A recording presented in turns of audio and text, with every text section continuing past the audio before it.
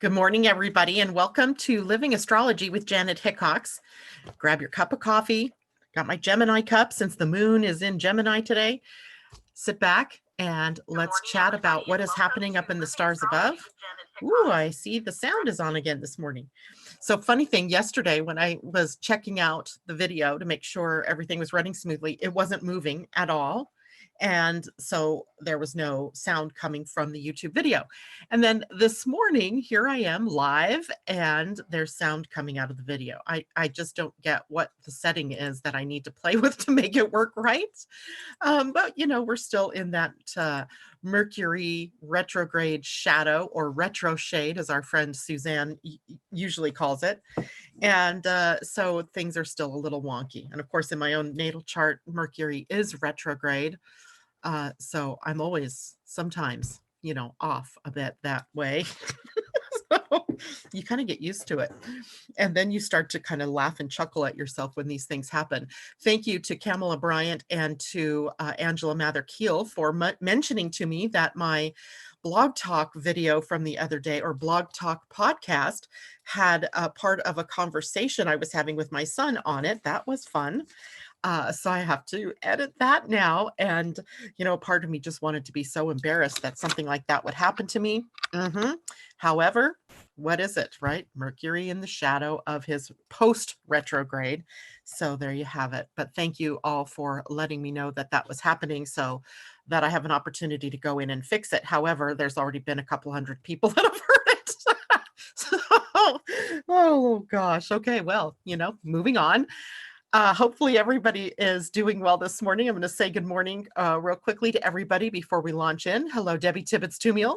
Good morning, J-Lo. Amy, good morning. Kimberly, good morning. And anybody else listening in the background there, good morning to you.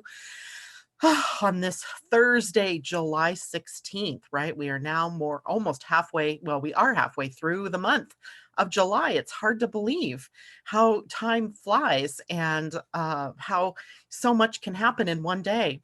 So you'll all remember yesterday that we were talking about this very beautiful, beautiful. Let's just say it's there, and it's very obvious that there's this T-square going on in the chart. And I warned everybody, including myself, if I would listen, that the balancing point to this discordant and chaotic energy, this deep dive that we were into yesterday, was going to be through the sign of Libra. That was the empty end of this configuration. Or this aspect pattern, you could call it, because it's, that red triangle. And it's still activated a bit because the sun has only moved 1 degree off of where it would be yesterday. Pluto hasn't moved. Eris certainly hasn't moved. She's still staying where she's been. So we're still dealing with that. And so first thing this morning, what happens is I receive an email from someone and asking me to do something, to give up some of my time for someone else. And I was in the process of I really wanted to be upset about it. There's still a part of me that just is like, why do I have to be the one to give up my time? Why can't that person yield and give up some of their time? And then as I'm, having this conversation in my head, that the old me, the part of me that's still very much in that survival, fear-based energy, was like, why is it that I'm invisible enough? I'm expendable. That was the word that came to me, is that my time is expendable. And then I realized, okay, there is a wound. As soon as that pops up in your field, you're dealing with a wound. And the balancing point to that wound, as in it's in Libra, would be to cooperate, to co-create. And part of the co-creative and cooperative and collaborative nature of Libra is that we give and we receive, we give and we receive. And really, it was only someone asking me to give up about 3 to 5 minutes of my time. That's not big in the grand scheme of things. So then I had to laugh at myself for being so upset initially, that there was that problem. So I think in a way we're all sort of dealing with that. Now that I like to share the things that I'm experiencing with you. You may not experience it exactly the same way, but somehow, there is a commonality, a theme that's running through that all of us can learn from, right? And part of that for me was about cooperation and collaboration, and being able to co-create sometimes means that you're giving up something or you're yielding something, in order to play nice or to make things work smoothly for everyone. And that's exactly what it turns out it was. It wasn't a personal slight. It felt that way though. And that's the thing that we're dealing with in this day to day. We are dealing with some Mars issues, and those Mars issues are beginning to compile and to compound. And, by the time we get to September, it's a drumbeat that's really loud. And a part of that Mars process, as we heard a couple of days ago, is about maturity, maturing, not just in the sense of growing old, but growing wiser, right? Gaining wisdom and insight into who you are, what you're doing, why things trigger you, and then being responsible in how it shows up, how you show up in response to it. I mean, I could have been very reactive and just told the person, no, not willing, not able, not going to. I did not do that. In fact, I just haven't answered yet, but that's because I didn't have time to this morning. And it's a good thing, right? Because the old me might have just gone in and said, are you crazy? No, I'm not giving up that. That's my time. I paid for that time.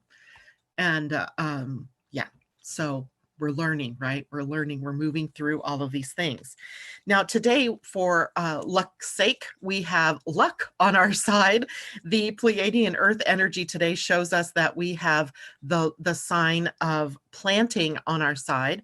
That usually points us in the direction of luck and fortune. And then today as well, we have the moon in Gemini. The moon in Gemini is very communicative. And then just on happenstance, I took a peek at the Just Now chart today for our human design. And I saw something interesting in that relates to the moon in Gemini. In fact, I'm sure it must have been the moon that created this. And I want to chat with everyone about that. And if we have time today, I want to get to our Rosie stories, Rosie Aronson's The Wisdom Keeper's Inner Guidebook, right? Our 64 Faces of Awakening, and read the 62, which is our sun's gate at this point, and maybe even the 61. We shall see. Okay, heading back over real quick to say good morning to Jennifer Peachy and Tati. Good morning, Mimi. Good to see you. Asa, great to see you. Ursula, hello.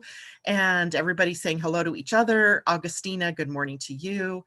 So looks like the gang is all showing up here. I love it. All right, so let's start this morning with the moon in Gemini. So remember last night, if you're on the West Coast, we went into the void around, what was it, 8:20, 8:21, something like that, and until 10 something. So bridged over into the new day for those of you on the East Coast or further east from here, even into Europe. And that means today, as we woke up, we were with the moon in Gemini, changing up the energy from Taurus.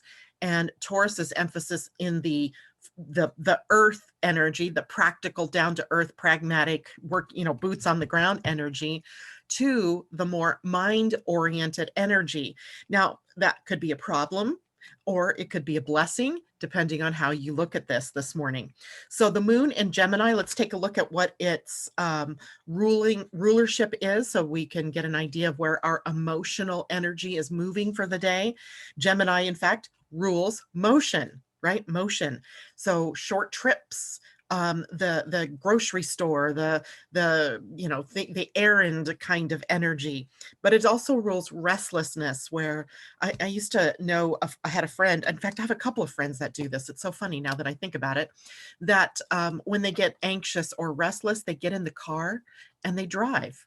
And I just can't even imagine doing that. Even though I'm a Gemini, getting in the car and driving for me is always a purpose-driven thing. Maybe sometime I should just get in the car and drive for the fun of it. I don't know, but there it is, right? Restlessness. Maybe we get in the car and we drive. Gemini also rules all transportation. So we have a sense of things in motion, which is why often when Mercury, the ruling planet of Gemini, turns retrograde, we see transportation snafus, right?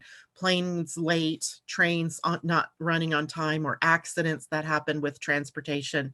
So that is a very Mercury retrograde happening, and it's because Mercury is involved ruling Gemini. And then, of course, learning. Remember, Sagittarius rules the greater halls of learning, so the colleges and universities, the education after your formal education from kindergarten to 12th grade or so, depending on how you work that in your different countries.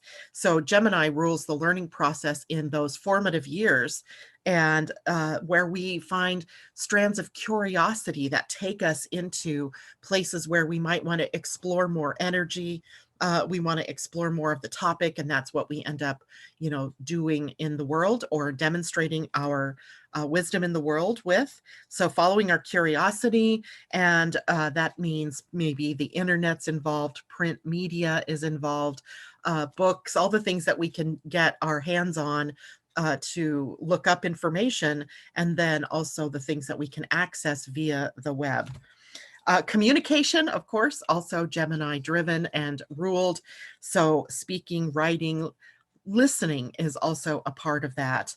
Listening, and I put in parentheses, effective listening, because many times we can hear, right? We can hear, but are you really listening? And I find myself doing this quite frequently where, I'm just nodding off when someone's talking. I have found myself doing that, especially in these last few months where it's just been so chaotic that there's, my mind is driving off in many different directions. So it is always a reminder to put my mind and focus right back to where I am supposed to be focusing in the moment, so that I can listen, right? Listening, teaching, learning, all of that is involved with Gemini as well. Logic. Logic. So our way of knowing the world through the repetition of patterns, right? That is logic, being able to repeat a pattern and predict what its outcome will be based on what we've seen in the past. So Gemini is pretty adept at recognizing patterns and predicting where that pattern takes us. That is what logic is all about, especially in human design. We see that. So in that, there's also the awareness we have now of all of our options. And herein, I think, is where one of the more negative expressions of Gemini energy comes in, and that's indecision. That's also a Libra quality and somewhat an Aquarian quality, the air signs, because there's so many options, right? How do you decide on just one? It's like going to, you remember the Baskin Robbins 31 flavors ice cream store? How did you decide 31 flavors? Oh my gosh, right? So that is a problem we may have today and for the next day or so. As we're trying to make a decision, there may be a lot of options for us to consider. So my go-to would always be my human design type strategy and authority in order to make the best decisions. Maybe not about ice cream, but certainly if you're facing any big decisions, then it would be time for you to look at your type strategy and authority. Social skills also come under Gemini energy, the ability to communicate on a light level, to be able to hold stimulating conversation, with tact, being diplomatic in some ways also is a Gemini trait. Acceptance of where you are, of who you are, of everyone else around you, and being accepting of them. Quick thinking, being sociable, all of that Gemini energy. When we look at all of the signs, all 12 of them actually hold some form of connection to relationships. Well, the relationships in Gemini are about brothers and sisters, sort of the environment relationship. So the people around you, but not quite in your own home. Now, sometimes your brothers and sisters are in your own home, and certainly, so it could be in your own home and just outside of the home. So brothers, sisters, your roommates, or people that you went to school with. So kind of the beginnings of the network that extends out from, your own household, or your own relationship, say with your mother, father, or significant other. Neighbors included in that the third house tends to rule in the astrology chart the people that are surrounding you, i.e., your neighbors. Trouble spots with the moon in Gemini, of course, overthinking, getting too much in your mind, too much in your head, questioning everything, moving from one thought to another with lightning speed.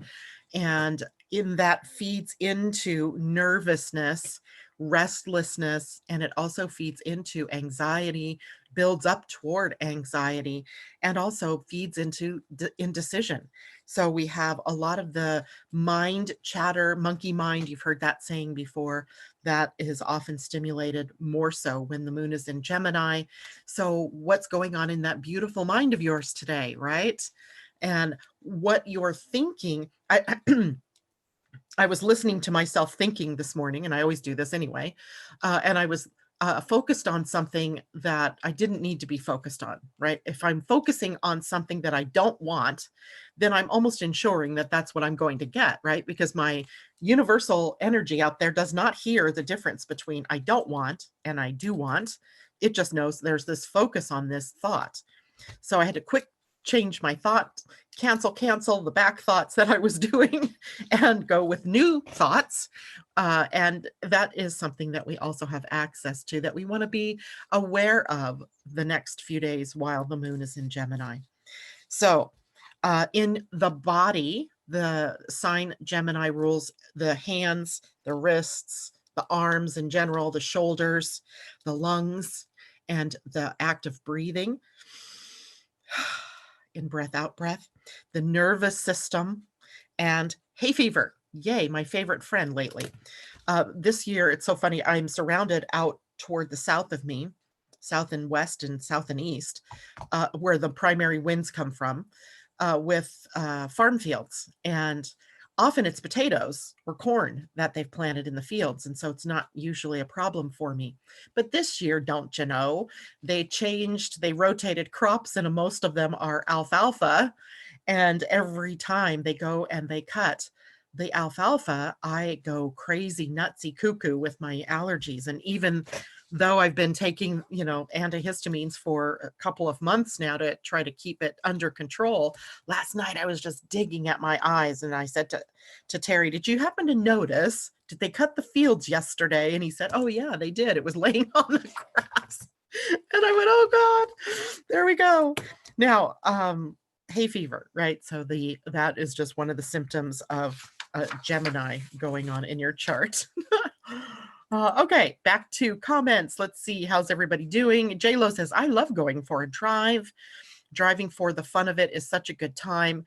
The only reason I would like that now is because my new car has sunroof, so I could take off the roof, or I mean, I can not take it off, but open it up, turn on the tunes, because now I have Sirius XM radio. No matter where I go, I have music, and ride for the fun of it. That might be kind of fun to do. But I'm also very conservative in some ways. And so the thought of just wasting fuel that way just kind of bugs me. Not for you guys, you do whatever you want to, but for me, it's like, why am I wasting the fuel just driving around? I could have gotten on my feet and walked around. And yeah, anyway, that's just me.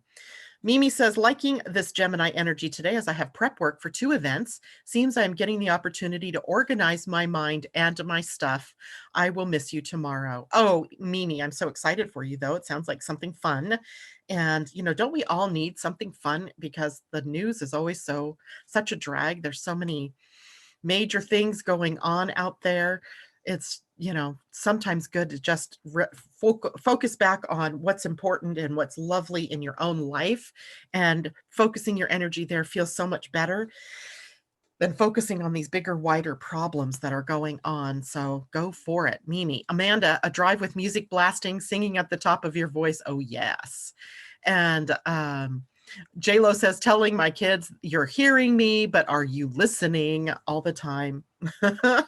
That's so true. Yeah. And Jules DeLune, Mars in Libra, Venus in Gemini, and Moon in Pisces. Feels like I struggle with these issues nearly every day. That's air, And what's your sun sign, Jules? Moon in Pisces, imaginative, psychic. So you're not only hearing people's voices that are speaking to you and your mind being activated, but your mind is also activated by imagination and creativity. So I can imagine it's a very busy place. So Jules, I bet you have um, to really work with meditation or doing something that can really quiet your mind. That would be helpful with you. Augustina says, I agree with the fuel waste issue. Uh, that's too funny. I just, that's why would I think of that? I mean, I think about that when I brush my darn teeth, right? I won't leave the water running. And the reason I won't leave the water running is because it's a waste of water. And not that I've ever experienced a water shortage in my life. I did experience fuel shortages because when I was a very young driver, say about 16 years old, let's see, I would have been 16 in the late 70s, and we had some kind of fuel embargo, and we could only get fuel based on the last number of your license plate number, odd numbers on odd days of the week and even numbers on even days of the week. So in my memory banks is this idea of, oh no, I need to make sure I have enough fuel because I can't get gas until the day after tomorrow or whatever like that. So that's kind of funny for that, but never had an issue with water. But I do the same thing. I will shut when my husband is running the water to get the water hot. I'm always thinking, why can't we come up with something that will turn the water hot right away? Certainly it's in the water heater and hot. How come it takes so long to get the hot water to the cold, to the taps? That part always drives me crazy because you're wasting so much water waiting for it to get hot. Okay, well, anyway, that's a whole nother story. See how your Gemini mind can take off and run, right? That's my Gemini mind taking off and running. Uh, so, okay, anyway, Cancer, Jules says, you're so Cancer sun. So maybe that's, lots of water and lots of air whipping up through your system. Ursula, am 100% a Rocky Road ice cream lover at Baskin Robbins. What was my favorite? Pralines and cream, I think it was. That used to be my favorite one. Now my favorite anything is cake batter or birthday cake flavor. However, I don't partake much of those things anymore. Try not to anyway. Amy, I like Tillamook Rocky Road. Yum. I love going to Tillamook in Oregon where they make the cheese factory. When I was there just last month, it wasn't open because of COVID, and they had their to-go windows open so you could get ice cream at least. And it is you're right, the best ice cream ever. All right, let's stop chattering about that stuff. Mindless chatter. Let's go to the important stuff. Today's Pleiadian-Earth energy is 12 planting. So 12, that should tell you something, right? We are buttoning up the week, the 13-day week. Tomorrow will come to an end. So today, the 12 brings us to understanding energy. And understanding energy is where we are able to really take a look at what has happened to the previous 11 days in our spiral of consciousness and bring things to an understanding. See where there are these endings and beginnings, like what are we willing to let go of as we move into tomorrow, so that we can move on up to the next spiral.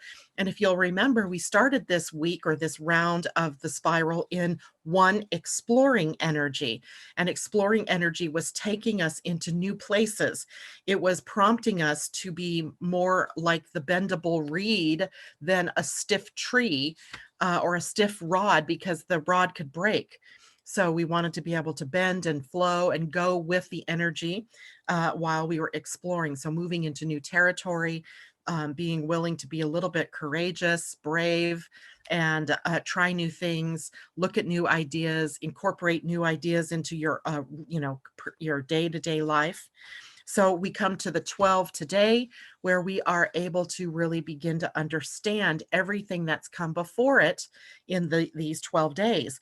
We also have a better understanding of death and transcendence at this time, as in not physical death, although that may also be a part, as that may be happening in people's lives as well, but the passing of something out of your focus and something new coming in, and how that also is a new birth that's taking you to a new beginning. So we get this understanding that everything is interconnected, and that these new beginnings are also endings, that endings are also new beginnings. So we get that better feel for all of the things that have come before and the rightness of where we are in this moment. So the 12 brings us all that, and a need to prepare for what the next cycle will be, the next level, through acceptance of where we are now, what we've learned, how far we've come, and what yet is left to be explored and entertained over the next spiral of consciousness. So you could also say that this is a day for self-renewal, really just bringing it all in, just allowing the filters to open up and taking in all of the different things that the previous 11 days have brought to us. Now, planting energy is the earth energy of the day. The 12 is the universal energy. So all life forms are sort of resonant with that particular energy wave, or that impulse energy for the day. On Earth specifically, we are all engaged in planting energy today. And planting energy is a very positive day. It is a very lucky day, as it is represented in the Mayan calendar by Kan, which is the seed of corn, right? Which was the substance that was the basis of their society. It represented fertility. A good crop of corn ensured the survival of the society. So it began to resonate with that energy of luck and positivity. But it is also a day with the seed of planting new ideas, being inspired to connect with something new. There's a very Gemini feel to this, isn't there? That feeling of being able to go with the flow and, following curiosity strands into new ideas, sharing then those ideas with people around you, sharing your inspiration or your ahas with the people in the world, because that's how these things spread, right? If all of us only resonated to love every day, that would soon spread all the way out to embrace the whole of the world. And I can't even imagine what changes would happen on the planet if we were able to do that. Unfortunately, we're still in the karmic part of our existence on this planet. So we're still, working with a lot of other energies besides love. So, but just imagine, right? Sharing of ideas, an idea of, hey, why can't we all get along? Let's do this. Let's cooperate. Let's do something that's balancing and brings things into equilibrium. Let's do things that are harmonious and beautiful and accepting of one another. Yay, right? Then that idea spreads and we just keep sharing. And everything begins with a thought or an intention. The seed is planted. And that's an important thing to remember. What are you planting? And those seeds are being planted by your thoughts initially and your intentions initially. And they gain speed or power when you add your emotional energy to it, right? So the emotion, what are you feeling about what it is you're thinking? And that lends more energy and speed and power to the thought. So then it becomes a manifestation. Thank God we don't manifest in the moment, right? I mean, I would really love to say, Genie, give me this. But I would also hate it if somebody burst into flame because I, threw daggers at them with my mind. So that's a funny thought. But thank God we have a little bit of time in between our intentions and their manifestation. But that gives us that time then to breathe, breathing, being responsible, and using our thoughts appropriately. So that thought comes up today for all of us, or that possibility, that intention, and what are we focusing our mind on? Where are our thoughts focused? Okay, so it's a great day, I think, really astrologically, to have the moon in Gemini, to have 12 planting, to be able to understand new things and see things with new insight, to really listen to what's happening in the world, to you personally, in your family, in your work world. What is your intuition? All of those things highly energetic today. Um, Thank you, Ursula. I love it how you guys take turns doing this. So Ursula says, hit the like button. Thank you very much. Please do that. Hit the like button if you're liking the video. Please subscribe if you have not done so already. And if you want to get notifications every day, you can, there's the little bell and you can click for notifications. I'm also going to ask for people who are starting to really do this, but to comment below the video on the actual YouTube channel. And I'm lately, every day, I'm posting sort of a question, and the question of the day, I haven't decided yet what that might be today. Maybe it'll be something like, what inspires you, or something like that. We'll see. And then answer that question. So that also helps the channel gain some traction. And it's just another way for us all to interact and share. Okay. So, Amy, yes, that's what everyone needs to do. Watch me spread the love and wisdom. I love it. Thank you. You know, I think sometimes, you know, part of me, 12th house sun, really wants to hide, right? It does not necessarily want to be seen by millions, heard by millions. But there's a Leo North node that I carry that insists on you being seen and heard and being out there. So that is one of my constant battles within myself, is the tug between invisibility and visibility. And it's funny because you guys are so instrumental in helping me get visible. And I find myself sometimes wanting to go invisible, especially if something, you know, someone makes a snarky comment. And I guess that's just part of the dance, right? That you're going to hear both the positive comments and you're going to hear the negative comments, and being okay with both, right? Because no one is wrong. It's just their opinion or their way of looking at things. So I love that I am accepted in this group in the sharing of my own human foibles and my own issues that come up, because I think there's something very comforting in knowing that the people that you're watching on a daily basis are also going through the same things you are.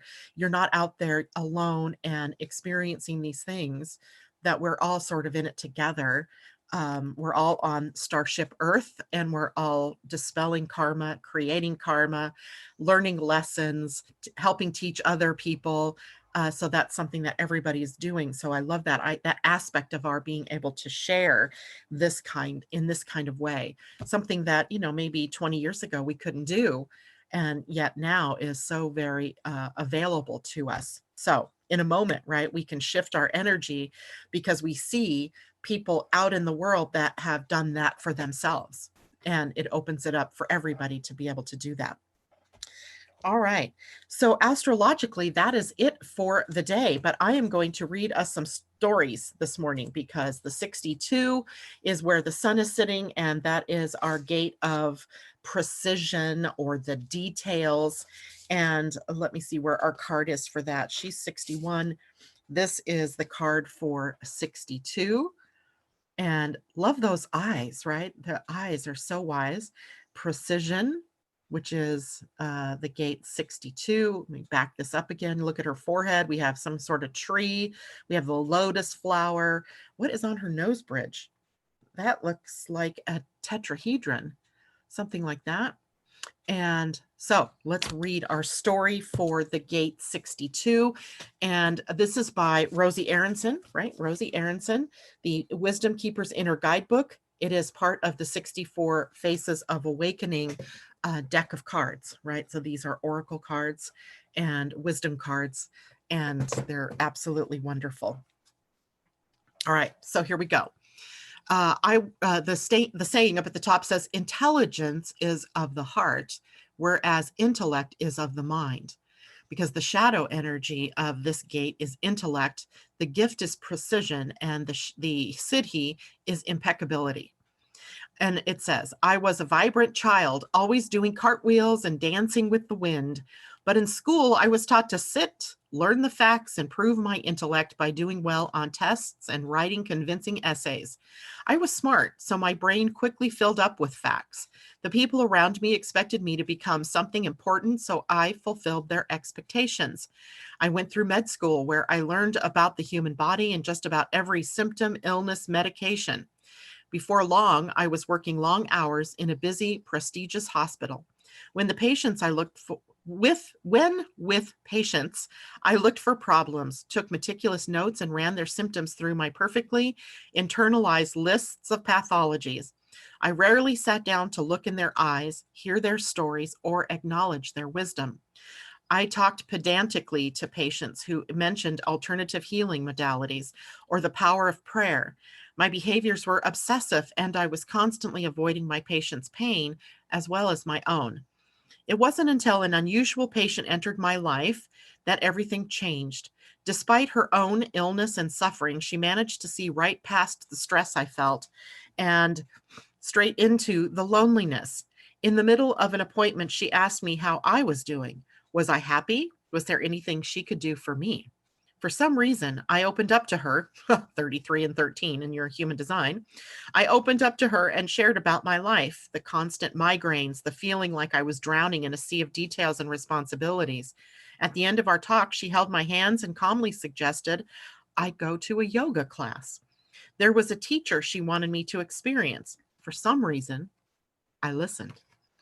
Ah, I'll never forget how awkward I felt at the beginning of that class, or how my body, mind melted like butter with each pose as I stretched, breathed, and relaxed.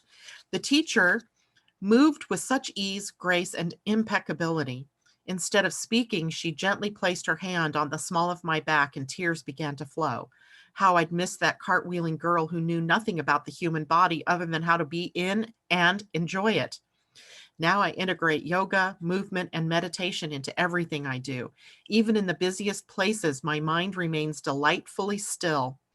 I listen more than speak when with patients, and am astounded by how much their own bodies know what they need.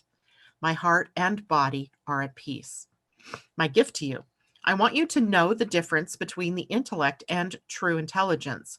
The intellect is your mind's ability to think, gather facts, and manipulate knowledge through language. It is wonderful, but limited. The more intellectual you are, the less true intelligence you use. The next time you look around you, look with your whole heart. Take in the essence of our mysterious world deep into your soul, and you will begin to taste true intelligence. From this place, you will care less about potential humiliation and more about speaking, writing, and inventing with love. In the language of simplicity, you will become an embodiment of precision and transform the world. Yes, here are the questions for contemplation. Do you feel stuck in life's details with no creative outlet? Is it hard to switch off your mind? Is it always going?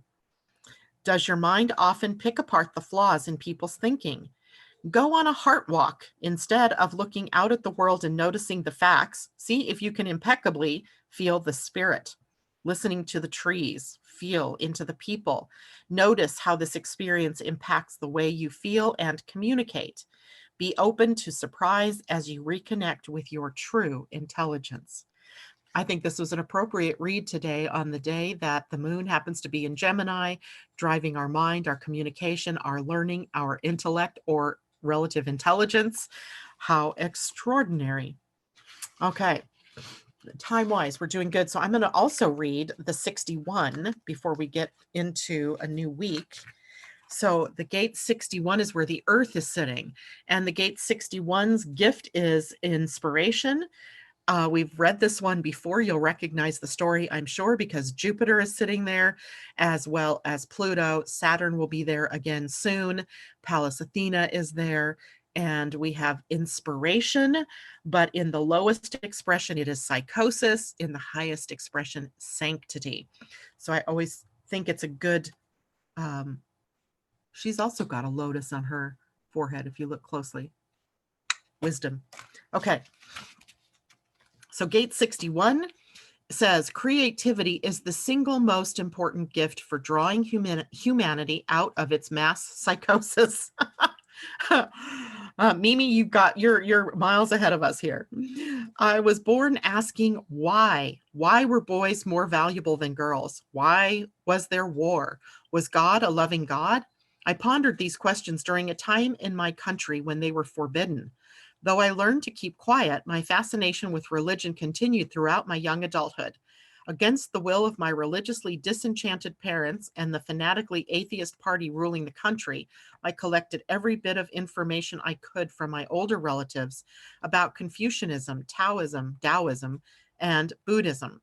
When the new constitution passed and normal religious activities were allowed, I immediately explored Islam and Christianity. When I moved to the West, finally free to explore anything I liked, I became consumed with the study of religions, especially those that had been forbidden to me. The more I learned, the more complex the picture became. I had to know, where did these religions, myths, and archetypes originate in the first place?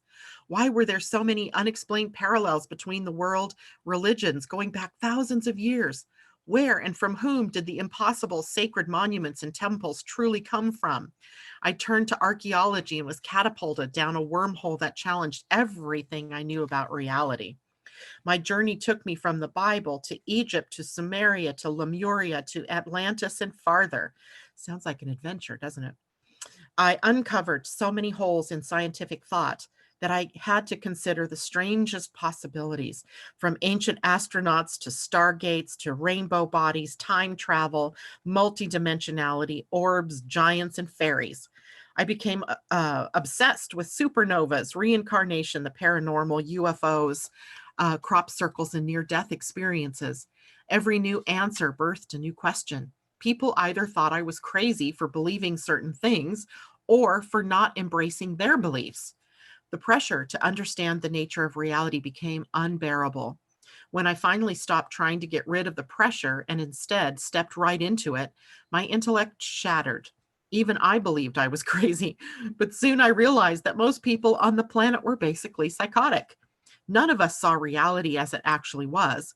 In that moment, I stopped asking why and was graced with true inspiration. The most spectacular art began to flow through me. I no longer needed to understand reality, only to experience it directly. My gift to you. I came to say that you cannot force or predict inspiration. The muse appears on her own terms in her own timing. She enters your life as a pressure, beckoning you into the unknown, calling you inwards and back to your origins. She is not always about fun and games. Sometimes she comes to dismantle your way of thinking and to shake up your entire grasp of reality and your ability to love. To welcome her into your life, you must practice immense patience and trust. Be willing to receive your inner secrets, truths, and mysteries that are all around you. Even when you can't feel her, know that she is working behind the scenes. Don't look for spirit outside of yourself. Be spirit. Questions for contemplation. Might your certainty about a philosophy, system, or path be hiding a deeper fear of the unknown? Is it hard to relax when you can't find the answer to a big why? Try spending a period of time without working hard to understand. Have you given up on discovering who you truly are and where you came from? Are you afraid of digging too deep? Pick an unusual inquiry for yourself and go digging. Have you ever experienced a breakdown, physical, emotional, mental, or spiritual, that became an inspiring breakthrough? Wow. Yes. Wow. Great stories, right? I have to share another thing with you guys. Last night, remember yesterday I had said that Jupiter was going to be beautiful. We were going to be able to see Saturn, and if in a dark enough place, maybe even be able with the naked eye to see Pluto.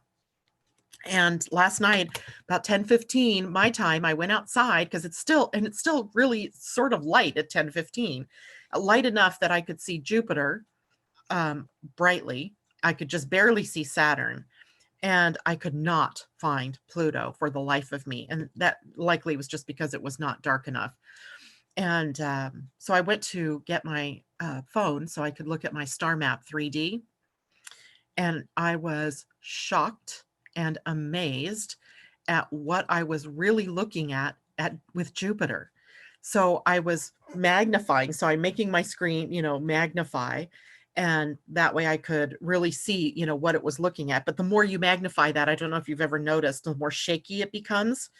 So I'm sitting my phone on my husband's shoulder so I could really steady it so I could see what was going on.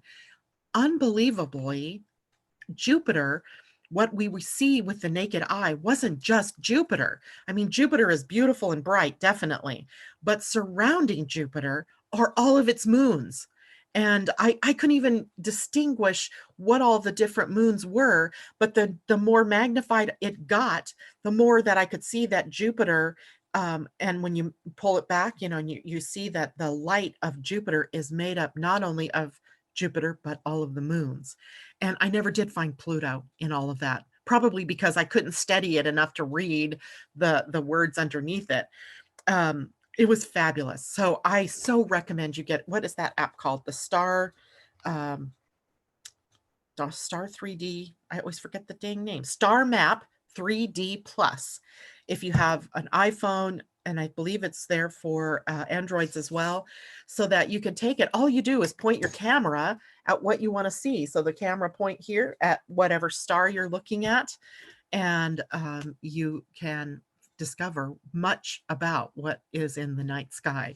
So even though I couldn't necessarily find Pluto, I knew, because I could see Saturn and I could see Jupiter, that Pluto was right there, right on top basically of Jupiter. So it was kind of fun. And always, checking out the night sky. All right. And lastly, today, I want to share with you the human design chart of the day. So let me open that up first before I go to share my screen, because there's something important about voice today that I want everybody to understand.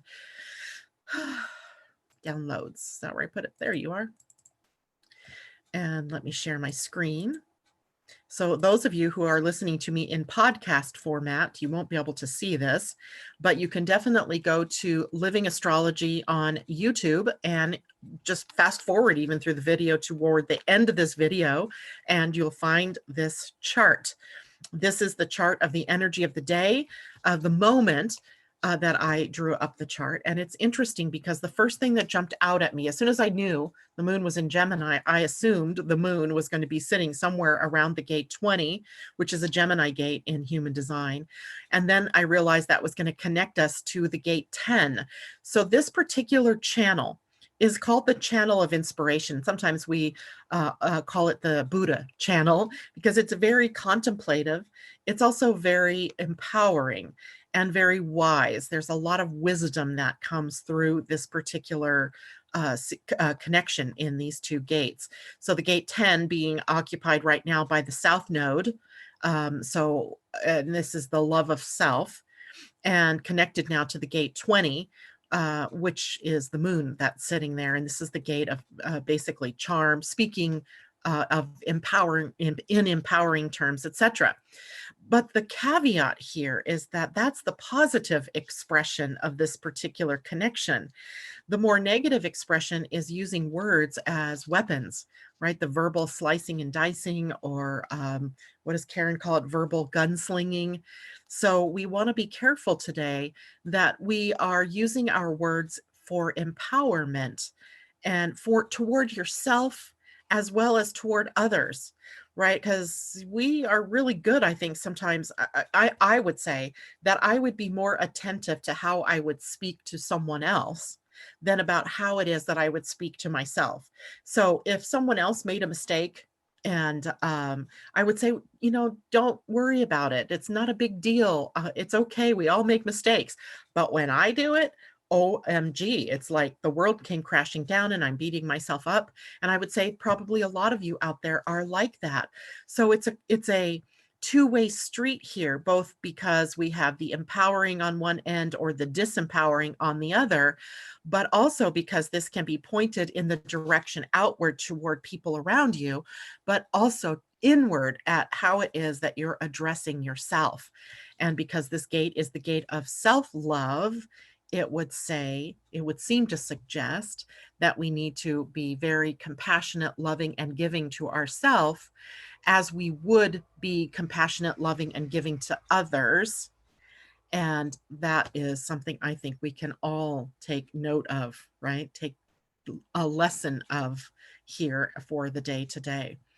I don't see any other big changes here. We've talked about most of this stuff already. Neptune's still sitting at our gate of involution, helping us to change up some things that are going on within us, evolving on the inside. And where the gate 55 down here, not being addressed at the moment, but a gate of evolution and where we are headed. Something huge going on here as we move into 2027. Okay, that's it for that. Questions, comments? I'm going to go back over here to YouTube. Your kids tell you you're crazy, but they love me. Yeah, that's kind of how my kids are. They're like, yeah, mom, whatever. But then when they need something, life is throwing them a curve, then they want a reading, right? Or they want me to look at their astrology. So I'm always there to support them in all of that. Has anyone been able to see the comet? I have not.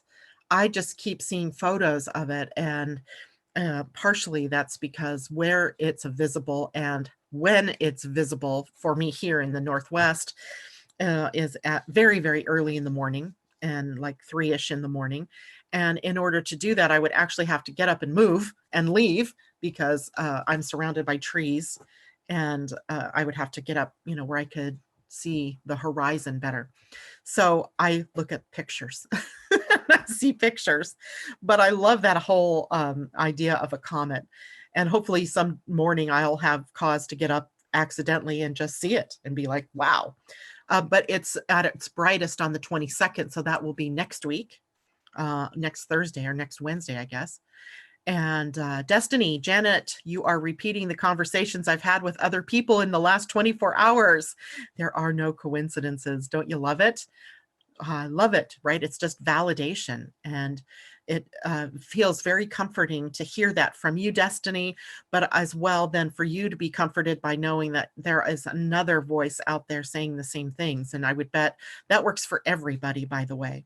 So there are these themes that are there for us. And you can see them sometimes very blatantly in your life, and other times they're a little more subtle, and we don't necessarily see it until later. Luminous Orchards, hello there. And she says, or he, I'm not, looks like a she, says, so relatable. I'm not sure what you're talking about, but everything we have here, maybe you're relating to other people and to the words that we're talking about this morning. And Joanne Hutt, hello there. Storytelling project for Gemini Moon.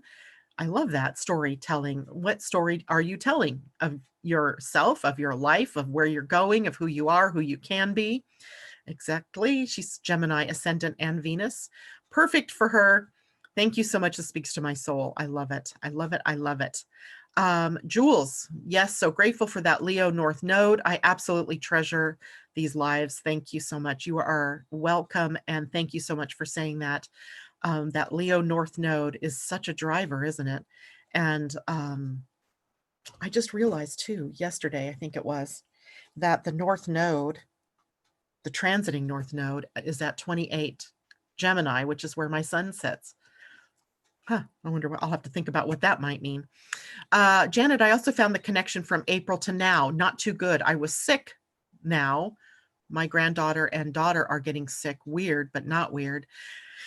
Yeah, remember, so for those of you who maybe didn't hear yesterday, we were talking about the things that are common between the energy of April, the energy of July, and what's coming as a new moon in January 2021, all surrounding that 23 degrees, 24 degrees Capricorn part of your chart. But in everybody's chart, not just, J-Lo's or mine, everybody has 23 degrees Capricorn there. And what kinds of things were being triggered for you at that time. It was interesting to me yesterday. I had to, in Washington, I don't know if all states have this, but because I'm a registered business, I have to file B&O taxes every quarter. And often that is a source for me to use to beat myself up because I look at the numbers and I go, oh, wow, you're going down, or, oh, wow, you're staying the same, or, oh, wow, your business isn't growing. So what the hell are you doing? So usually that's my conversation around those numbers that I'm having. I need to take my own advice and watch what I'm saying to myself. So I was looking at the numbers yesterday, and I usually try to wait. I usually do it right away, actually, because I want it done. But I was waiting because I didn't really want to look at what the second quarter was. And surprisingly, the second quarter, I took about a 50% hit lower this year than last year. But I was really amazed at how much there really was there based on, what I might have expected in the time of COVID-19, right? Somebody should write a book, The Time of COVID, Love in the Time of COVID, Business in the Time of COVID. That would make a great series of books because it wasn't as bad as I had anticipated. And yet it didn't trigger the usual in me, which was to, I did compare it to last year. I shouldn't have done that maybe, but I did compare it to last year and it was significant. But I was also okay with it because it's not just me. This is something affecting everybody that's in business. So sometimes, I'm using your intellect and your intelligence then can make those things become weapons, right? Weapons of mass destruction of your ego, of your own self-worth and your own, value. And that is the big lesson that we have right here today, and maybe even for the next couple of days, is our ability to look at the patterns that have developed over these 3 periods of time, what's destructing, what's rebuilding, what's, regenerating, and then use the power of words and storytelling to plant the seeds, another, interesting concept today, of where you want to be, of where you want to go, of who you want to show up in the world as, and live that story, right? Live that story, not those old tales that we tell ourselves of not being good enough or whatever it is that we tell, right? So, and it's in our power to do that. It's definitely in our power to do that. Yep. Thank you. Thank you. I know that on a level that I can't explain, I know what it is that my worth is to the world at this moment. But on another level, I also know that it's very more focused. This is in human design. You can look and see what angle cross you are born on. I was born on a left angle cross. Some of you are born on right angle crosses. Some of you are born at the juxtaposition cross. Where you would look at that is at the bottom part of your human design chart, where it shows you what type you are, what your strategy is, what your authority is. It'll tell you just under your profile what your incarnation cross is. And I was born on a left angle cross, which means that maybe a more finite number of people that I am meant to interact with in this lifetime, almost like karmic contracts had been written that we would meet at this time, in this place, in this way, for me to teach you something, for me to learn from you all as well, for us to be in this interaction. And I can't always, it's very much a karmic connection. Now, that doesn't necessarily mean bad. It's just that we have these agreements that we would come together here at this time. And as opposed to people born on the right angle cross, who maybe are more seen in the world because their cross doesn't necessarily have, they're making karma, and the left angle crosses are dispensing karma. So, and that is not to say that they're out there doing bad things. That's not it at all. Because, we've got to change the way that we look at karma, because it's about balancing, right? It's about agreements in how we bring things back into harmony and balance. And that can be the difference too. So if you look and you have a left angle cross, you have specific people, karmic relationships in your life. And the right angle crosses are a little bit casting a bit of a wider net and creating karma in their lives. And the juxtaposition sits right in the middle. There's very few of you out there that are in that juxtaposition. You're kind of holding it a fixed sort of lifetime. So you're kind of staying the course. You're sitting with whatever it is. Maybe you learned a lot in your previous lifetimes. So this lifetime, you're just kind of holding space and not necessarily going to learn a whole lot, or maybe you're demonstrating your just sort of integrating everything that you've learned. So anyway, so J-Lo, the right angle cross of the unexpected, right angle personal destiny is mine. Mimi, right angle here. I like that. Making karma, only the good stuff, of course. And Amy, I'm glad we decided to meet up in this lifetime. And Joy and neutralizing. Hmm.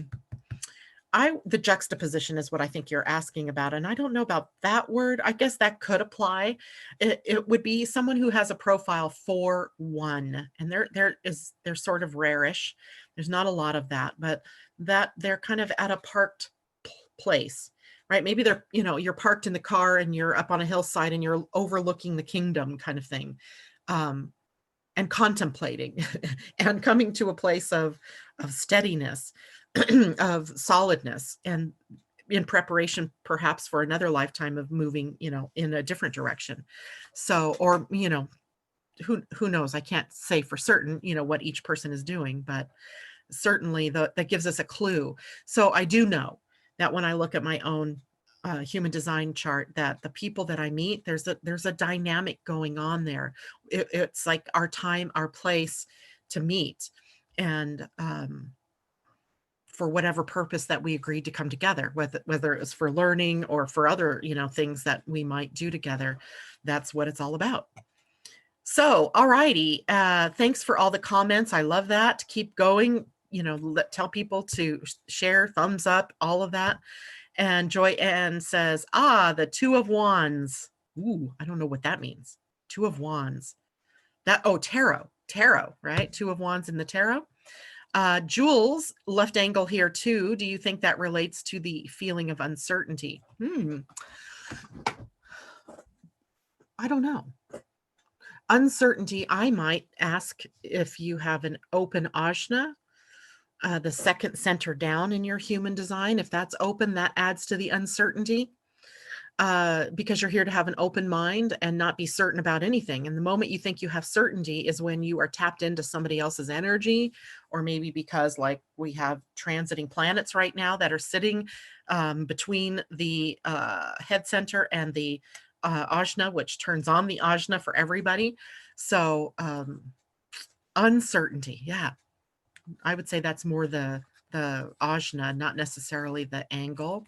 But it also depends, like you're a left angle cross, but of what, right? I'm the left angle cross of education. So it's very clear I'm here to teach.